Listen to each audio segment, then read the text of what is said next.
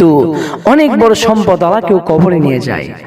আমি সেই মৃত্যু যে পিতা থেকে সন্তানকে আলাদা করে দিই, আমি সেই মৃত্যু যে মা থেকে মেয়েকে পৃথক করে দিই, আমি সেই মৃত্যু যে স্বামী থেকে স্ত্রীকে আলাদা করে দিই, আমি সেই মৃত্যু যে স্বামী স্ত্রীর সংসার ভেঙে খান খান করে দিই, আমি সেই মৃত্যু যে স্বামী স্ত্রীর সুখের সংসার ভেঙে খান খান করে দিই, আমি সেই মৃত্যু যে তোমাদের জন্য কবরস্থানকে আবাদ করি, মৃত্যু আমাদের জন্য কবরস্থানকে নিয়মিত আবাদ করে যায়।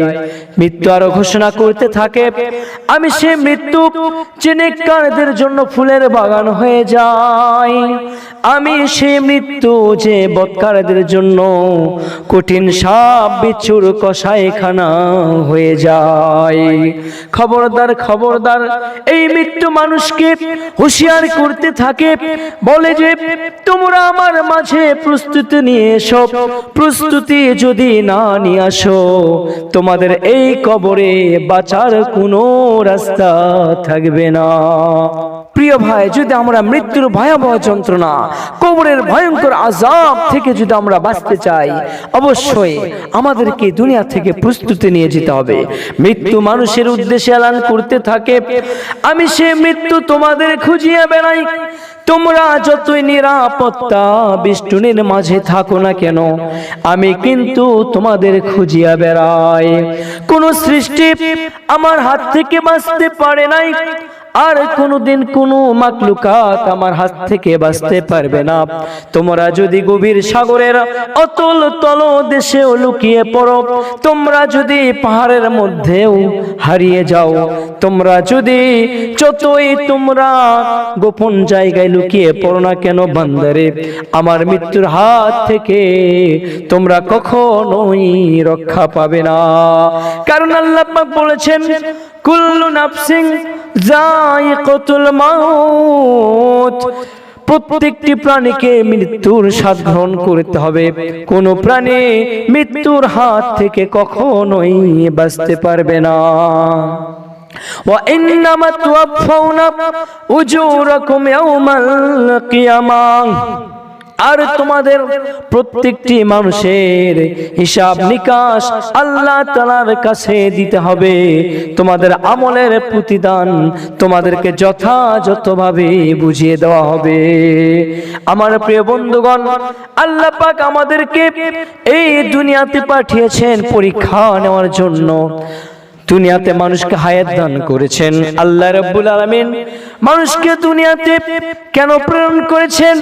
রব্বুল আলামিন সূরা মুলকের 2 নম্বর আয়াতে বলেছেন, আল্লাযী খালাকাল মাউতা ওয়াল হায়াতা লিয়াবলুয়াকুম আইয়ুকুম আহসানু আমালা।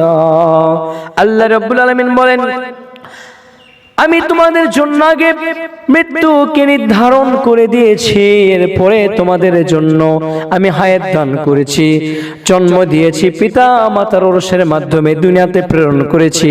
বান্দা, তোমাদেরকে আমি হায়াত দান করেছি যাতে করে আমি রব্বুল আলামিন তোমাদেরকে পরীক্ষা করে নিতে পারি কে তোমাদের মধ্যে নেক আমলে উত্তম হয়ে যায়। আল্লাহ পাক আমাদেরকে দুনিয়াতে পরীক্ষা করার জন্য পাঠিয়েছেন, হায়াত দান করেছেন কে আমাদের মধ্যে নেক আমলে আল্লাহ তাআলার কাছে বড় পছন্দের বান্দায় পরিণত হয়ে যায়। সুবহানাল্লাহ।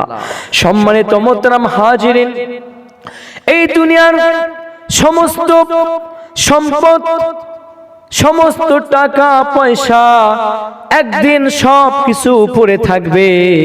যখন আপনার মৃত্যুর সময় আসবে শুধু অবাক দৃষ্টিতে চেয়ে থাকবেন, কিন্তু আপনার সম্পদ, আপনার টাকা, আপনার পয়সা, আপনার ক্ষমতা কোনো কিছু আপনাকে মৃত্যুর হাত থেকে বাঁচাইতে পারবে না। এই দুনিয়াতে যে ব্যক্তি আসে সে আখিরাতে যাওয়ার, মৃত্যুকে গ্রহণ করার অগ্রিম টিকিট নিয়েই কিন্তু আসে। আমার প্রিয় ভাইরা, এই দুনিয়াতে চিরস্থায়ী বসবাসের জায়গা নয়। এই দুনিয়াতে চিরটা দিন কেউ থাকতে পারবে না। চাই সে শক্তিশালী বাদশা হোক, চাই সে যত মালদার হোক, চাই সে টাকা পয়সা হোক, 3.5 হাত মাটির ঘরে সবারই যেতে হবে। মৃত্যু সবার কপালের চূড়ান্ত লিখন। মৃত্যুর হাত থেকে প্রিয় ভাই কেউ বাঁচতে পারবে না। মৃত্যু যখন আসে তখন এই দুনিয়ার সব কামাই করা সম্পদ কিন্তু ওয়ারিসদের কাছে পড়ে থাকে কিনা বলেন?